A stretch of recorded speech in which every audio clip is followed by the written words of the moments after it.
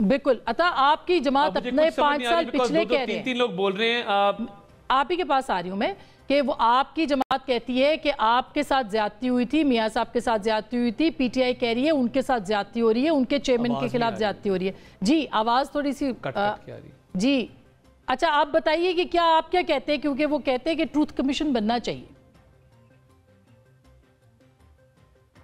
آپ کی آواز مجھے کٹ کٹ کے آ رہی ہے، اگر آپ ریپیٹ کر دیں پلیز. دونوں جماعتوں میں یعنی تحریک انصاف کے راجہ صاحب ہیں اور قاہرہ صاحب وہ کہہ رہے ہیں ٹروتھ کمیشن بننا چاہیے.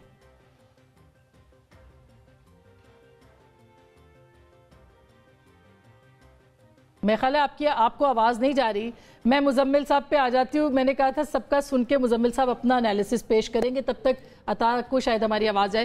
کیا آپ کیا کہتے ہیں، یہ بہتر سلوشن نہیں ہے جو قاہرہ صاحب کہہ رہے ہیں اور جو راجہ صاحب کہہ رہے ہیں؟ کہیں نہ کہیں آ سکتی ہے بات. دیکھیں میں سمجھتا ہوں کہ عدلیہ نہ تو کوئی ٹریڈ یونین ہے، نہ کوئی سیاسی جماعت ہے، نہ کوئی این جی او ہے کہ اپنا کنونشن کرے، سارے جائیں اور وہاں پہ تقاریر کریں اور ان تقاریر کے بعد ایک نیریٹو بلڈنگ کریں. نہ یہ کوئی ٹریڈ یونین ہے، نہ سیاسی جماعت ہے، نہ این جی او ہے. عدلیہ انصاف کا ایک ادارہ ہے اور اداروں کو اداروں کے طور پر بیہیو کرنا چاہیے. ٹریڈ یونینز اور سیاسی کام نہیں کرنے چاہیے، کوئی بھی ادارہ ہو. میں سمجھتا ہوں کہ کنونشن کی تو کوئی گنجائش نہیں ہے. اگر جس بھی جج کو شکایت ہے اس شکایت کے لیے قانون اور آئین میں دیے گئے راستے کے تحت اس شکایت پر اس کو چلنا ہے اور انڈیویجول شکایت ہی لینی ہے. میں یہ مشترکہ خط جو لکھے جاتے ہیں، جیسے ہم 100 وکیل مل کے خط لکھتے ہیں بار کونسلیں، ججز کو ایسے خطوط نہیں لکھنے چاہیے. ان کو قانون اور آئین کے مطابق کام کرنا چاہیے. اب یہ عطا سے میرا رابطہ ہو گیا، میں واپس آپ کے پاس آتی ہوں. جی عطا آپ کا انٹیک امپورٹنٹ ہے، حکومت بھی ہیں آپ، اور تصدق جیلانی صاحب کا معاملہ آپ کے سامنے آیا، انہوں نے ریکیوز کیا کیونکہ اس کی جو ٹی او آرز تھی اس کے اوپر وہ مطمئن نہیں تھے. اب کورٹ ہے وہ بیٹھے گی کل. آپ کو کیا لگتا ہے کمیشن بننا چاہیے؟ انویسٹیگیشن کیسے کرے گی؟ یہ تو آپ نے کروانی ہے، ایگزیکٹیوز نے انویسٹیگیشنز. دیکھیے بات بڑی سیدھی ہے کہ سپریم کورٹ کے چیف جسٹس کے ساتھ ہماری مشاورت ہوئی. اس مشاورت کے نتیجے میں یہ طے پایا کہ ایک کمیشن جو ہے بنایا جائے گا. ایک اعلامیہ جاری ہوا سپریم کورٹ کی طرف سے، تصدق جیلانی صاحب سے ان کی رضامندی لی گئی اور اس کے بعد کمیشن نوٹیفائی کر دیا گیا. اب جب انہوں نے خط لکھا ہے، انہوں نے واپس چیف جسٹس کو لکھا ہے. دیکھیں یہ سارا معاملہ اگر آپ دیکھیں تو پہلا خط بھی چیف جسٹس کو لکھا گیا، مشاورت بھی ایگزیکٹو سے چیف جسٹس نے کی، اور اب بھی تصدق جیلانی صاحب نے جو خط لکھا ہے انہوں نے اس میں اپنے آپ کو ریکیوز کیا ہے، معذوری کا اظہار کیا ہے. تو یہ تو اب چیف جسٹس کی صوابدید ہے کہ وہ جو اوریجنل لیٹر ان کو 6 ججز کی طرف سے لکھا گیا تھا وہ اس پہ کیا ایکشن لینا چاہتے ہیں. انہوں نے مناسب سمجھا کہ ایک بینچ بنا دیا جائے اور ایک بینچ بنا کے اس کا از خود نوٹس لیتے ہوئے اس کو سماعت کے لیے مقرر کر دیا کل. اب دیکھیں فل کورٹ کا مطالبہ آ رہا ہے. میری ناقص علم کے مطابق جو ججز اسلام آباد میں اویلیبل تھے ان پہ مشتمل بینچ بنایا گیا ہے، باقی کہیں نہ کہیں کسی اور بینچ میں تھے. اور دیکھیے ہم نے جب پریکٹس اینڈ پروسیجرز ایکٹ بنایا اس میں آپ کو یاد ہوگا کہ فرد واحد کی اب صوابدید نہیں ہے بینچوں کی تشکیل. اب وہ سینئر موسٹ جو ججز ہیں ان سے مشاورت کے بعد ہی بینچز جو ہیں وہ تشکیل دیے جاتے ہیں. اب کیونکہ یہ letter in the first place Supreme Court کو لکھا گیا تھا، اب اگر سپریم کورٹ اس کو فکس کر رہی ہے فار ہیئرنگ تو اس میں سمجھتا ہوں کوئی حرج نہیں ہے. تو عطا صاحب ایک سیکنڈ میں آپ نے جو بات جو اویلیبل جج تھے ان کی پہ مشتمل 7 رکنی بینچ بنایا گیا، تو اس کا مطلب یہ ہے کہ عید کے بعد یہ فل بینچ میں فل کورٹ میں تبدیل ہو سکتا ہے جو آپ نے کہا کہ ابھی کی یہ ارینجمنٹ ہے.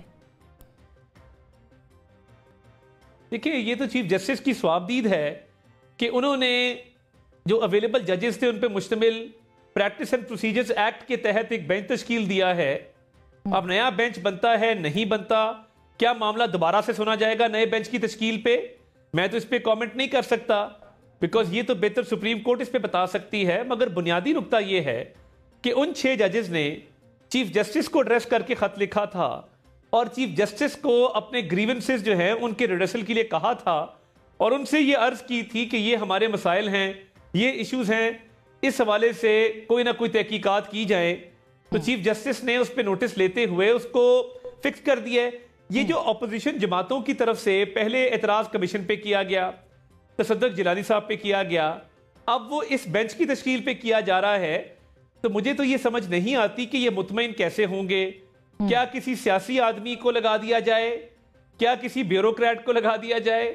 اب جب چیف جسٹس نے نوٹس لے ہی لیا ہے اور وہ اس معاملے کو منطقی انجام تک پہنچانا چاہتے ہیں اور اس میں تاخیر بھی نہیں کی, ہمارے سے بھی مشاورت ایگزیکٹو سے فوراً کی, کابینہ کی میٹنگ بھی فوراً ہوئی, تصدق جیلانی صاحب کا تقرر بھی فوراً ہوا, از خود نوٹس کرتے ہوئے سماعت کے لیے بھی مقرر فوراً کیا گیا ہے.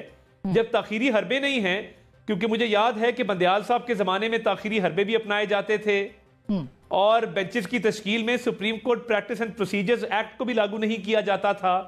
اب جب supreme court practice and procedures act بھی لاگو ہے اور چیف جسٹس نوٹس بھی لے رہے ہیں, تاخیر بھی کوئی نہیں ہے, تو پھر یہ گلہ کس بات کا ہے؟ اچھا, اب یہ گلہ میں نے پوچھنا ہے, آپ بتا دیں تھوڑا سا, پھر میں بریک پہ جاؤں. مجھے کہا جا رہا ہے یہ گلہ کس بات پہ آپ کو مزمل صاحب ہو سکتا ہے, اطمینان کس بات پہ ہوگا؟ کیا نتائج پہ بھی اطمینان ہو سکتا ہے جو بھی نکلیں گے؟ نہیں, یہ اب ایک سیاسی, دیکھیں نا, جب کسی ایشو میں ایک سیاسی جماعت فریق کی حیثیت لے لے تو پھر مسئلہ وہ اس کو سیاسی بنا لیتی ہے. اس وقت تو پولیٹیکل ایرینا میں. لیکن میں ایک اور بات کہنا چاہتا ہوں, میں اس بات کے ہم سب حق میں ہیں کہ عدلیہ کی خود مختاری اور آزادی پر کوئی کمپرومائز نہیں ہو سکتا. درست بات. ہم سمجھتے ہیں, اس بات پر ہمارا کامل یقین ہے کہ ججز کو فیصلے کرنے کی مکمل آزادی ہونی چاہیے اور کسی کو بھی ججوں کو دباؤ میں لانے کی اجازت نہیں ہونی چاہیے. اچھا, اب یہ دباؤ میں لانے کا ایک الزام تو اسٹیبلشمنٹ اور ایجنسیوں پر ہے, تو ایک دباؤ میں لاتی سیاسی جماعتیں بھی تو عدلیہ کو دباؤ میں لاتی ہیں. اب یہ جو 300 لوگوں کا خط تھا وکلا کا, جس کے نتیجے میں نہیں بات پوری کر لینا, جس کے نتیجے نے خود نہیں لکھا, جب وہ تو ان ہاؤس ایڈمنسٹریٹو معاملات پر تھا, جوڈیشل معاملات پر نہیں تھا. میں یہ کہہ رہا ہوں کہ جو 300 وکلا نے خط لکھ کر سو موٹو کرایا ہے, کیا انہوں نے بھی سپریم کورٹ پر دباؤ نہیں ڈالا ہے؟ نہیں, مگر یہ بھی نئی بات نہیں ہے, یہ ہوتا رہا پہلے بھی. نہیں, غلط ہوتا تو پہلے شوکت عزیز صدیقی صاحب والا معاملہ بھی پہلے ہوتا رہا ہے. نہیں, سول سوسائٹی بھی لکھتی رہی ہے. خیر نہیں, پھر نہیں لکھ سکتے نا آپ عدلیہ کو کسی طرح بھی دباؤ میں نہیں لا سکتے.